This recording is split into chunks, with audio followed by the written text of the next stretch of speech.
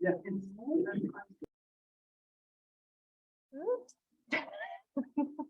Got it. Okay. Well, let's get started, okay? So basically, AJ and Brian and us four went to Mega Agent Camp in Austin, Texas. A couple weeks ago? I can't remember. And it was, I had to go an extra day. I was fortunate enough to go to Gary Keller's mastermind. AJ, I think you were there too, weren't you? Yes, I was there with you, Mike, on Good. that mastermind. Yeah. My mind's a sieve, but it was pretty, if you had to put a label on it, it was pretty evenly flowing, but high energy and a lot of information. So that's what we're here today to share what we experienced, and also you'll be able to experience it also with the videos that'll be the recordings that'll be coming out hopefully any day now. But most of the things were recorded, and I just want to open up to let's just do some ahas, and then at the end of the ahas, we'll ask, you guys ask questions, and we'll be happy to answer. Who wants to go first? Go ahead. Go So my experience, I looked at it from a company, from an operations perspective, and I think that Cindy might have looked at it from a different perspective. So I think it's really a good balance. And a lot of these concepts and ideas they're not innovations, they're more like reminders. Things that we kind of just oversee or forget about. One of the ones was that there's a shipping market. I think everyone can agree based on the numbers and your own personal experience. And we're moving to a CS market. And I think there was an analogy that they mentioned that said 3 months ago, you can put a banana up for sale and you would have 10 offers. And obviously that's not the case anymore. So with that in mind, take advantage of all the classes that are available to you. But not just that, you have to execute and you have to utilize everything you learn. Education without execution is called entertainment. So please take advantage of everything that's available and practice hard before you get in front of your clients and execute everything you learn. I think what they said regarding the skills market, it used to be called the speed market. Quickly get the property on the market, it quickly sells, and everything is done speed. And now that has slowed down. Even with us, it slowed down a little bit. Understand the rest of the country's slowed down a lot. So what used to get sellers and buyers, and most importantly agents would just be looking at a real quick speed. Now you have to be good. You have to know your skills. And that's basically what is referencing that. Also, focus on efficiency and effectiveness. And a big one is hold your money accountable. Look at every dollar you spend and see what your return on your investment is. Is it something that you need? Is it something that is redundant?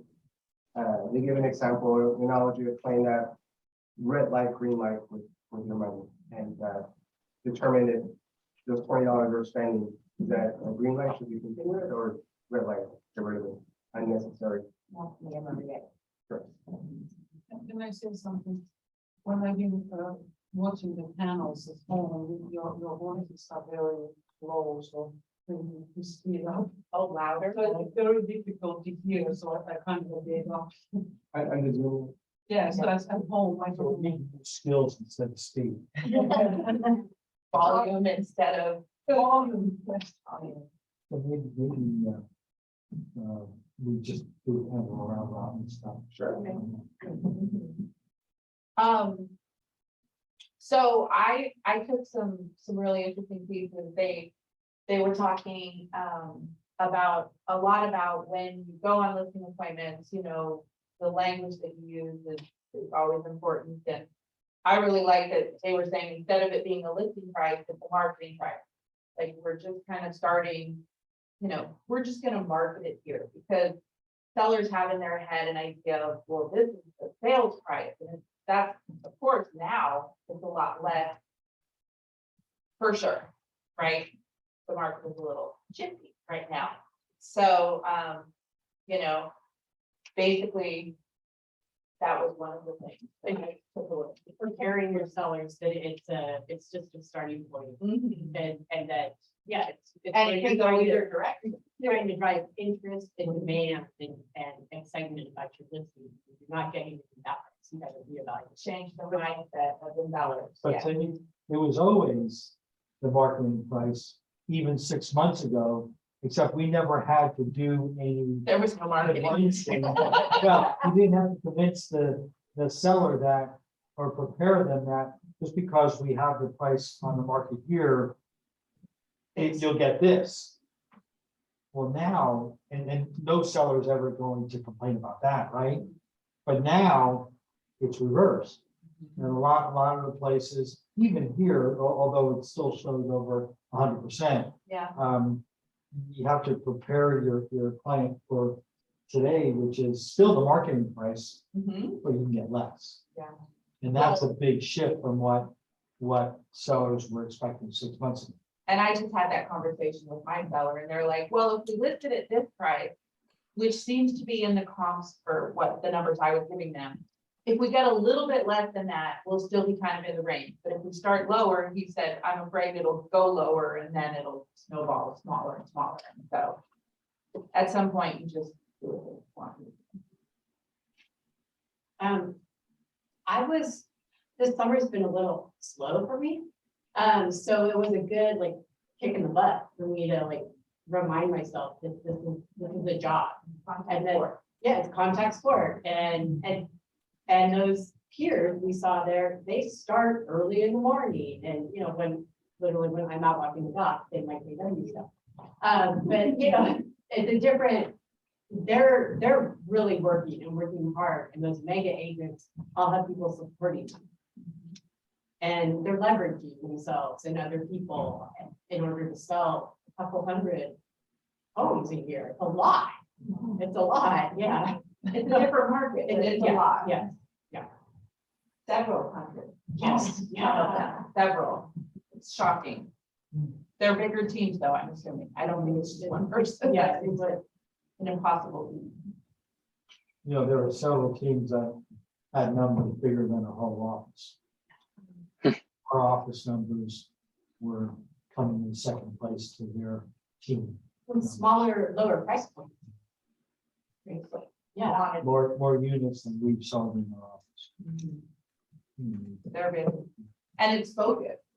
And it's diving down into those systems, and it's time blocking, and it's, you know, just not letting those distractions get to you, like blocking it up until 11, up until noon. This is just what I'm doing. This is, I'm going to focus on the lead generation or the meeting new friends, as they say. No, lead generation is sometimes a scary term.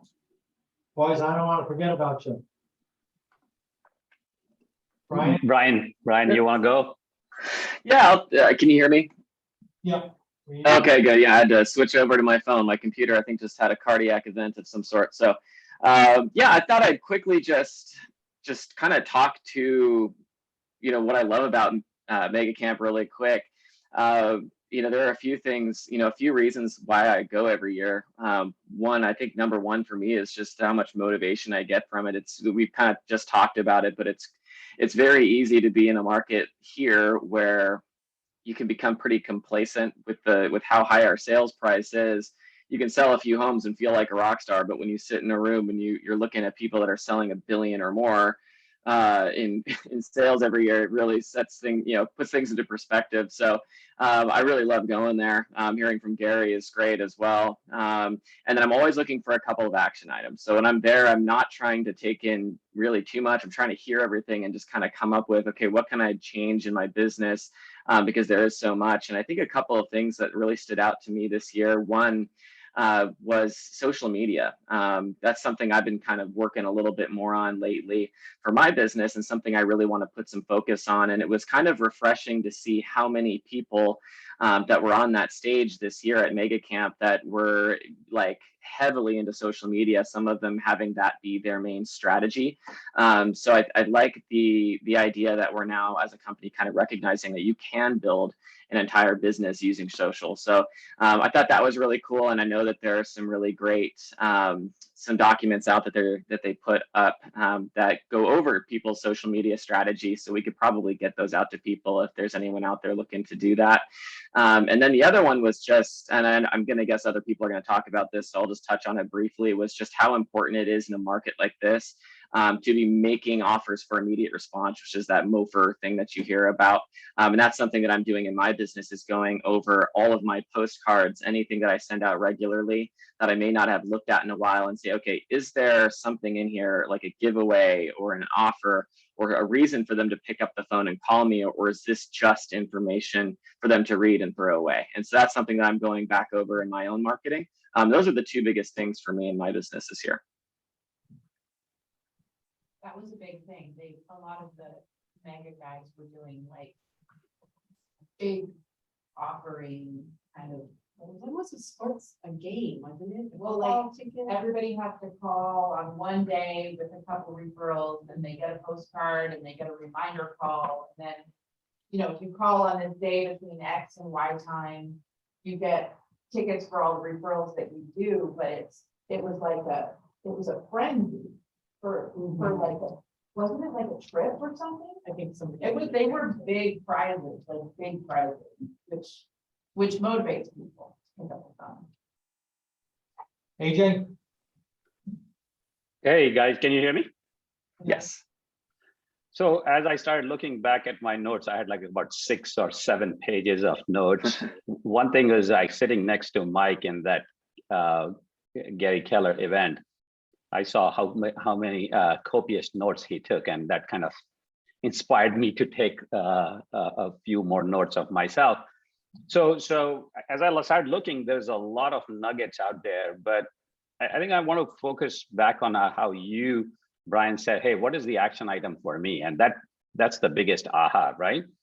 So I kind of narrowed down, and I've been thinking about it in the last 1 or 2 weeks, and what I started even started putting it in my own business.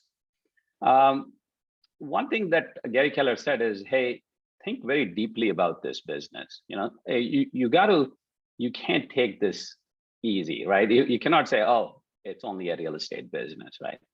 You got to think very deeply about every aspect of your business, the clients you serve, the vendors you work with, the listings that you take, and every part of that business should mean something to you. If it doesn't mean something to you, then you are not in the right place. So think very deeply about the business. The second thing that I'm kind of implementing is make morning intentional. And that was a huge takeaway for me. He said it like, if you make the morning intentional, starting from, and just not just the business aspect of it, whether you are doing in the morning some workout, or you start off with reading something very nice for half an hour or 15 minutes, a good book or a good podcast, and then get into the business aspect of things. He said, if you made the business intentional till 12 o'clock, you don't have to be intentional after that, because everything else will fall into place. The afternoon hour will just fall into place. And I see that. If I make the morning intentional, and I've been trying to do that, then you don't feel very frustrated in the afternoon that you didn't get too much accomplished. And things fall out from there, which says, oh, okay, now I can do the busy work that came out of that morning, right? And then the third thing really that came out of thing was, and which is what I got the goosebump on was when John Keller presented that, hey, entrepreneurship thrives here, right? That spoke to me because I've been an entrepreneur all my life, whether it is in tech or real estate here. But I had forgotten that real estate is a true entrepreneurial venture. You are the entrepreneur who actually makes it happen, everything. So when they created that tagline, it excited me so much that on the last day when we had the mastermind with Gary for the mega agent, I stood up and I spoke. I was very nervous because this was my first time going to mega camp and talking to, and I was like literally on in almost the second table by Gary. And I stood up and I told him how I felt about it. And he literally, I got a ovation. It was not very strong. And he said, hey, this clapping is not, this is very lame. And then literally the whole hall actually kind of came out and was full on ovation and clapping, which really made me feel awesome that I was able to bring in something that was touching so many people in that room, which was, I was probably they were all heavy hitters, like 300 of them from all over the country. So those 3 things or 4 things, just to repeat, was what my ahas were that I am implementing in my business, making morning intentional, think every aspect of your business very deeply. And then just, it's an entrepreneurial venture. You are going to be responsible for your business. You become an entrepreneur. So. Don?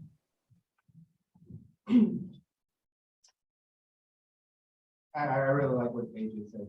I just want to say that. Good job, AJ. One of the things that, I always internally we discuss with Sean and Mike, and we always ask, like, do we have too many trainings? Are we just bombarding everyone? And are people soaking it in?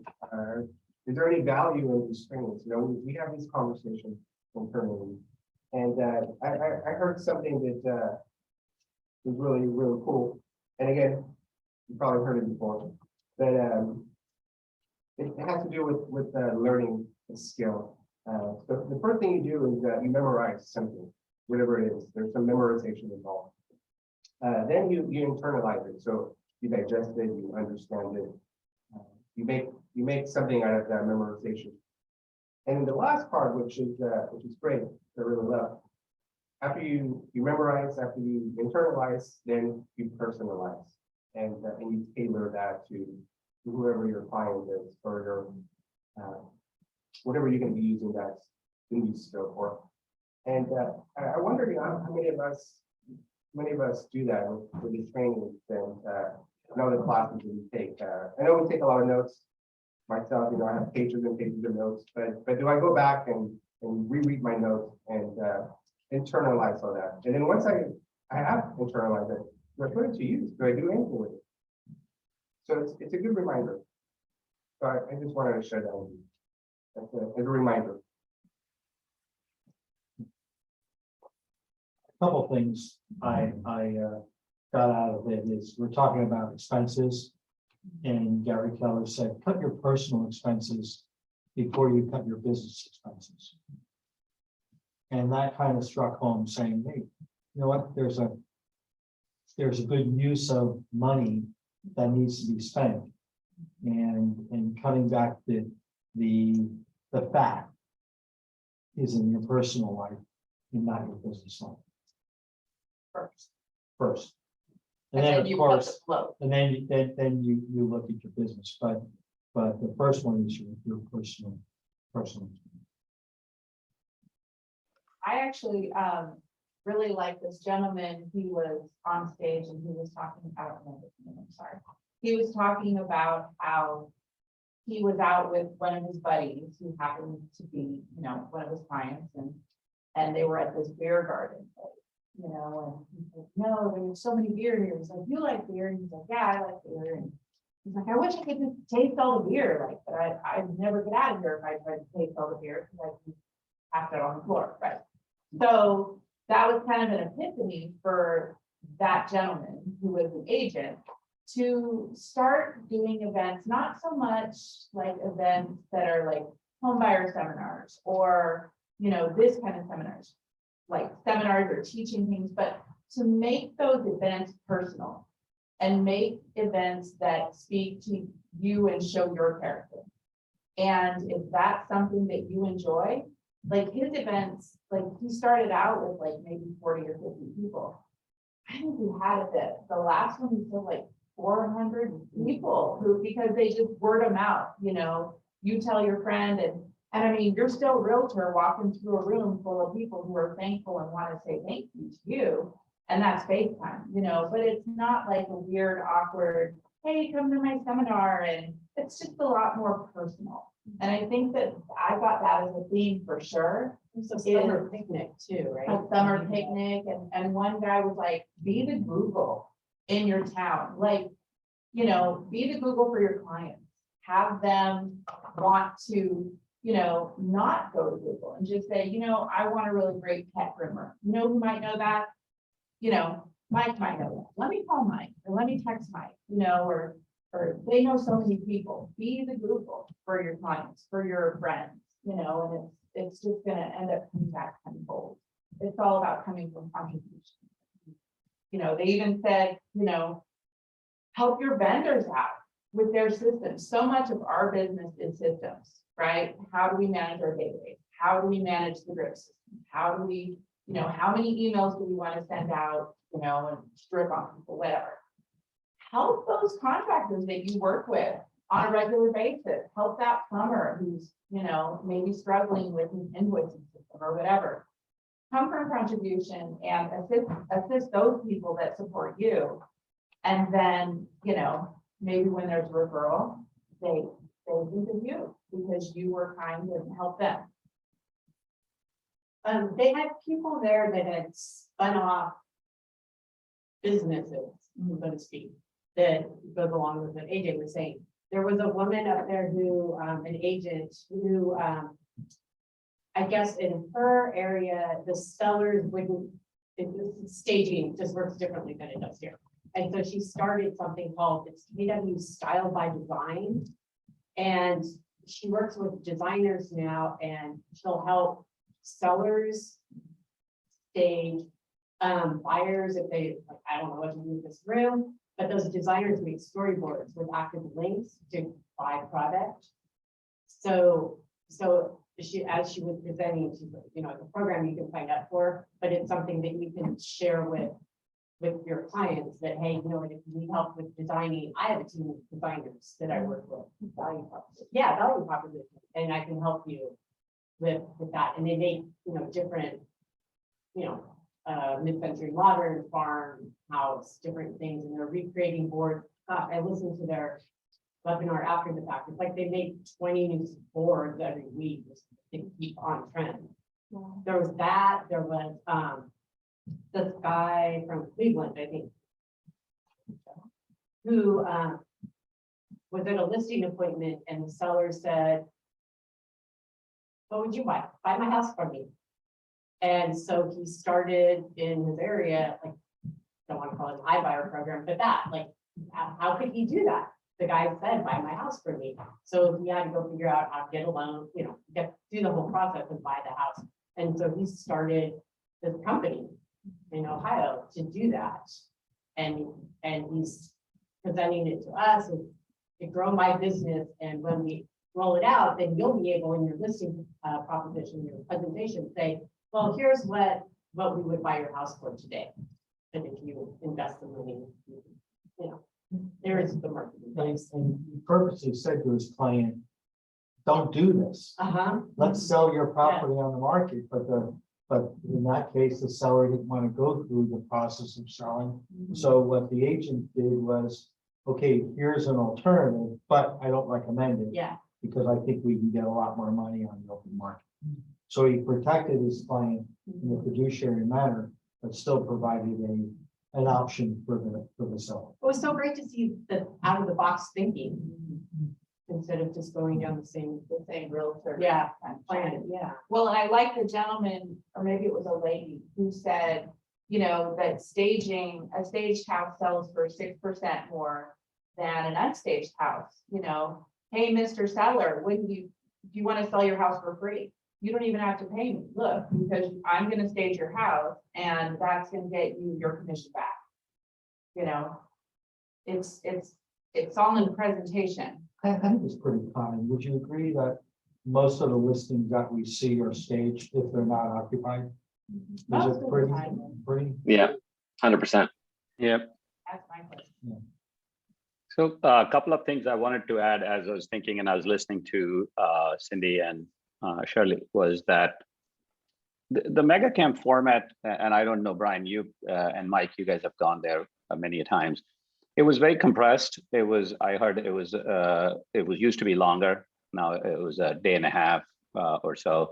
But what I liked was every presentation was backed by systems and models. In fact, in the drive that we are going to get with all the material with the presentation, everything was structured that, hey, it deals with some part of the MREA systems and model, and then they go into the details of the systems and model.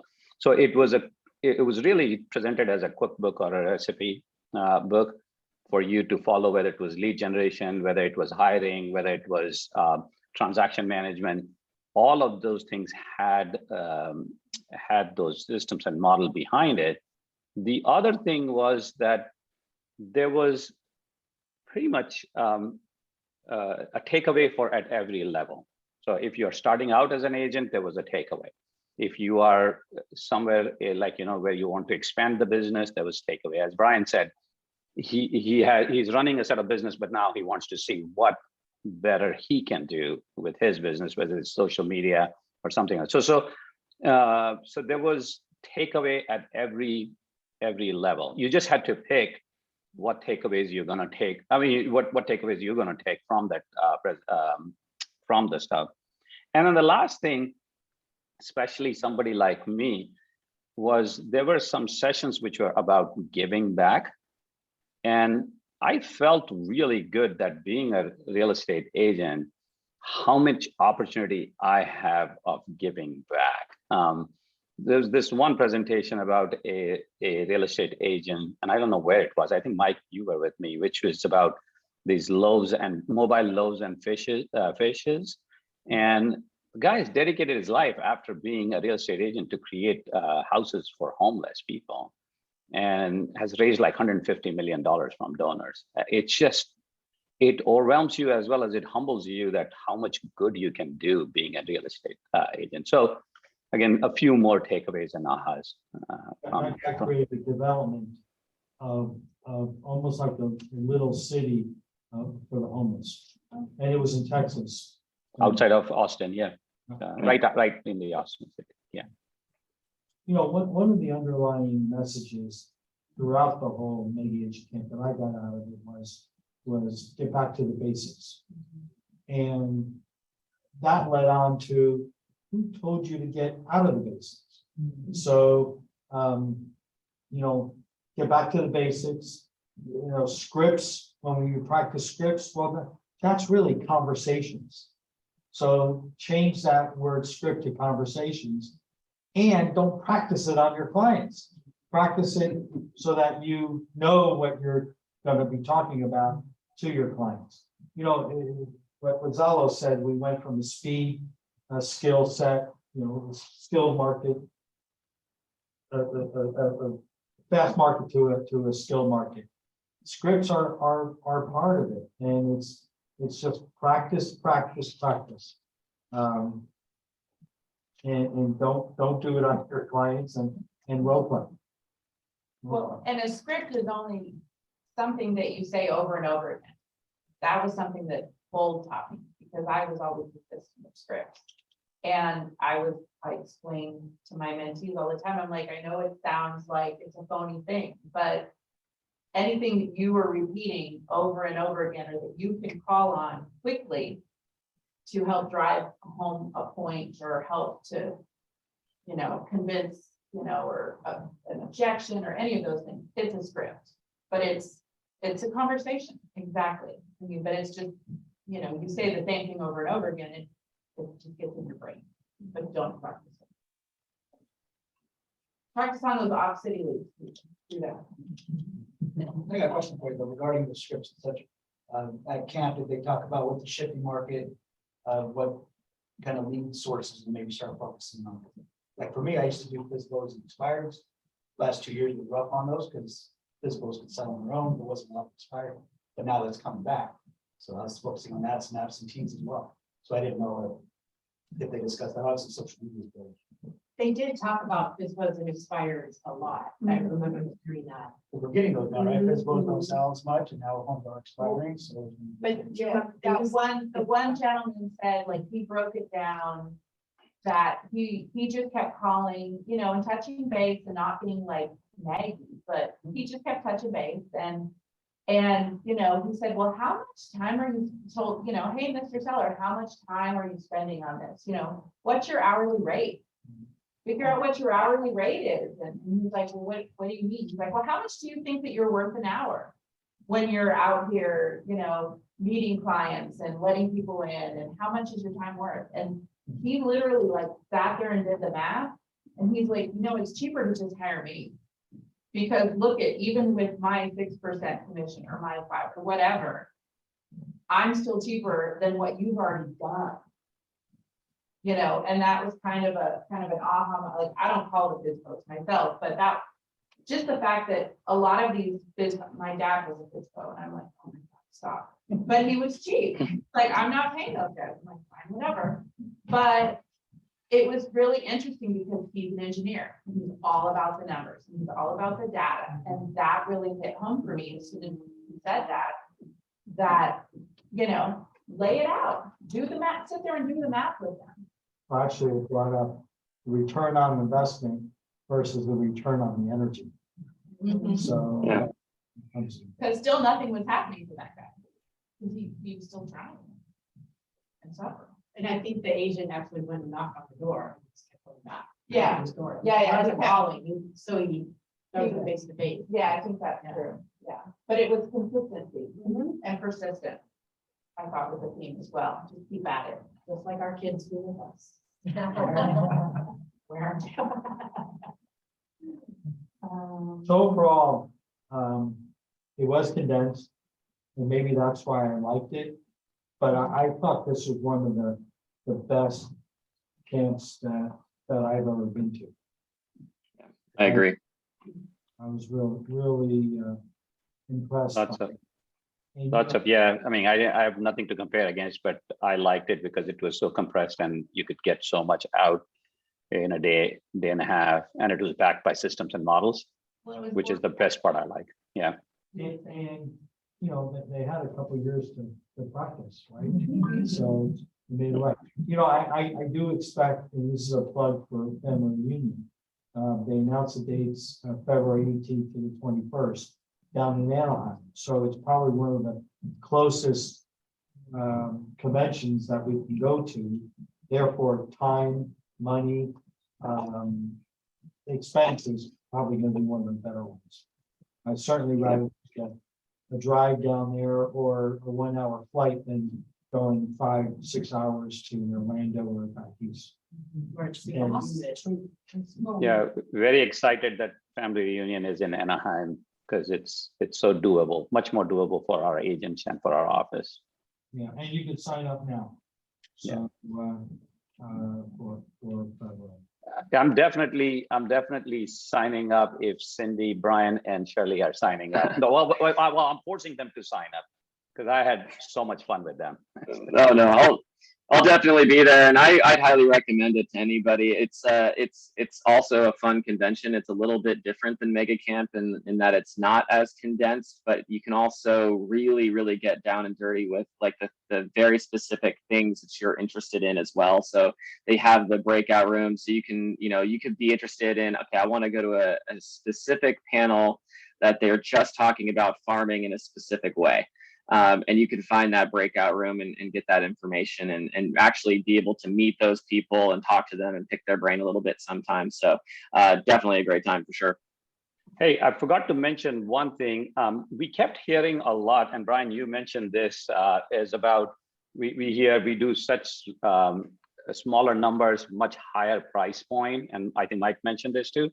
And you hear those numbers thrown out like 1,000 units, 500 units, and things like that. And their business runs a certain way, and a lot of those panels and a lot of those interviews were on that.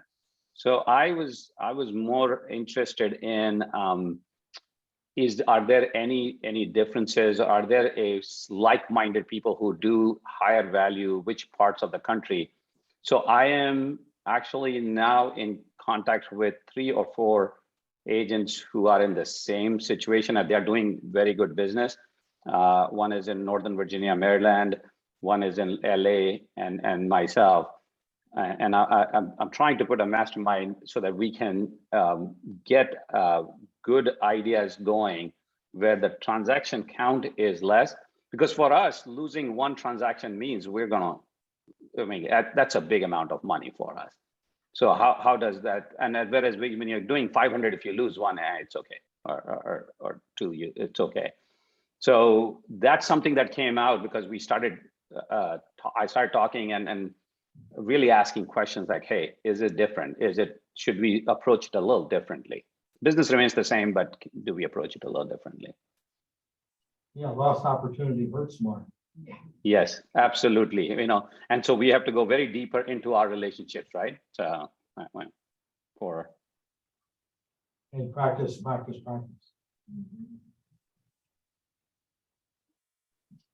Anything else anyone wants to add? I mean, I'm just kind of flipping through my notes and I just keep seeing consistency. Like whether they're talking about posting a video every week in YouTube or going on Instagram or calling your clients or sending a newsletter or, you know, whatever it is, consistency seems to be a big thing through my whole page to page notes. You just stick to it, you know, and it'll stick back to you. It's like that's saying you can't teach motivation, but you can teach good habits, which lead to consistency. And if you do that, then you have the success, which will generate excitement and motivation. And the difference between commitments and goals. The commitment is the action. The goal is in the wish list. that was a good one, Mike. Yeah, the commitment and goals that kind of opened my eyes a little bit on that. We keep using them interchangeably. Yeah. I kind of with what I know AJ kind of talked about this earlier, but you know, just noticing that everybody there did have a very set plan. They had a system, and I think that that is very important when you want to be consistent. Because I know a lot of people will think they're consistent, but they'll be consistent for a couple of weeks doing this and then doing that. There's never really a plan or system that they're following consistently over a longer period of time. And all of these agents that were just absolutely crushing it, every single one of them had a very specific system, and they were just being consistent with it. So super important. Make a plan. Yeah, Cindy has in her notes, no bad leads, only bad follow-up. Yeah. Love that. Definitely. Yeah. Cindy, can you show your shirt? Oh. It's Gary's shirt. This is Gary's shirt. Charge the storm. He told us that the buffalo is the only mammal on earth that will not run away from a storm. And we want us to be the buffalo and charge into the storm and Face the storm head on. learn to master hard. Yeah. Yeah, or do hard better, as they said. What we learned when we went to the Continental Club, joy is glitter in the air. Oh, that's right. Musician. I love that. Joy is glitter in the air. True story. True So it story. sounds like there wasn't all class. We had a little fun. We did. The other thing actually, which could be very helpful, I just was looking at my notes, is that said that million ways to go broke. So leverage and partnering with people is a good thing. I mean, we are inherently a business which is for a solo agent could be a lonely business. So whether it is referrals, whether it's partnering with other agents, partnering with anybody else. So that was something that I thought was interesting, is a million ways to go broke. You can go broke by so many ways. With partnering with people, you couldn't help but meet people. You'd be in the elevator in your hotel with them. You walk everywhere. You'd be waiting for the bats to come out in the evening and meet people. It was a great way to meet people and, Well, build your database. And I just did like on the fly goofy videos with people. I would introduce myself to them and I'd say, hey, can I make a quick video with you? You're from Texas. You're from here. You're from Austin or Colorado Springs or whatever. Because I always tell my clients, I know people everywhere. And I'm trying to, if I can show them, I mean, and they'll remember my stupid video. I look like an idiot, but that's okay, a little drunk on one of them too, but it was all right, But I mean, I literally like held the phone and I'm like, hey, this is Cindy. I always tell you that I know people everywhere. This is Mary. Meet Mary. Mary's from Colorado Springs. Tell me about Colorado Springs. And she'd just go for like 10 seconds. I'd say, that's so cool, and hey, you also have that amazing zoo where you get to feed the giraffes, right? And she's like, oh my gosh, yeah. And so it's just making it a little more personable and a little more memorable to stick in people's brains, because I want those out-of-state referrals. That's part of my business that isn't growing. And people are leaving California because we're pretty bloody expensive, and on fire. But that's something that I tried to do. And literally people were like watching me and they're like, are you a team leader? I'm like, no. And then I'm like, I thought this would be fun. And so I just started to do it. And then they're like, I do that at family reunion. And so it's because it's something that gets, it's just different. It's just something that gets out of the box, gets a little more attention that may help your clients or your people on Facebook remember, that's that weird lady who, drunk talking to the guy from Georgia, that's her. Talking about the moth in the tree. I love the moth in the tree. We talk about that. But Well, let's give one thing to close with that you got out of them. You could have said it earlier in his panel, but close out with the one thing that was the most important to you that was maybe. Boys, you want to start out? Yeah, I can go. For me, one thing was just the change after 40 years and looking forward, how Keller Williams is defining itself as the tagline where entrepreneurship thrives. To me, that spoke to me. That was huge, big for me. Good. Brian? Yeah, I would say I kind of just said it. I think I'll just go with that. Going forward, if you don't have a very specific plan in place already, write it down, put it in front of you, put it in your Google Calendar, follow it, be consistent, and fortune's in the follow up. So make sure you're following up with your people right now. Shirley? Come from contribution. Have a lot to give other people. Let them know you're there. I would say get your systems figured out and just kind of like what Brian said, stick to it and consistency, because consistency wins the race every time. No? Change is the only constant. Charge the storm. Don't be afraid of the shifts. Just work with it and train harder. You'll be fine. And we're here together. Skill set. It's most important now, probably in the last 10 years, is to hone in on your skill set. And with that, sign up for family reunion. That's the one thing that I got out of that was the environment for a day and a half. It's just gonna go bonkers for 3 days down there. That would be fun. February 18th to the 21st in Anaheim. 40th anniversary. And if we get a big gang from the office, man, the after parties could be good. I have the party, showing the party. Which, yeah, which with and if Cindy is there, the after parties are always fun. I do expect that, well, hopefully, not overly optimistic, but we'll have a big crowd.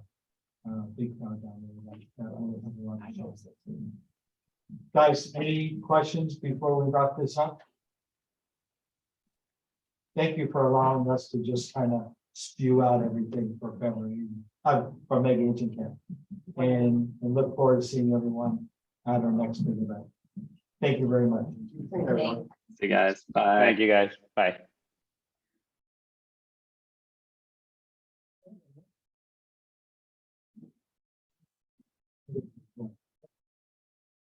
Long day already.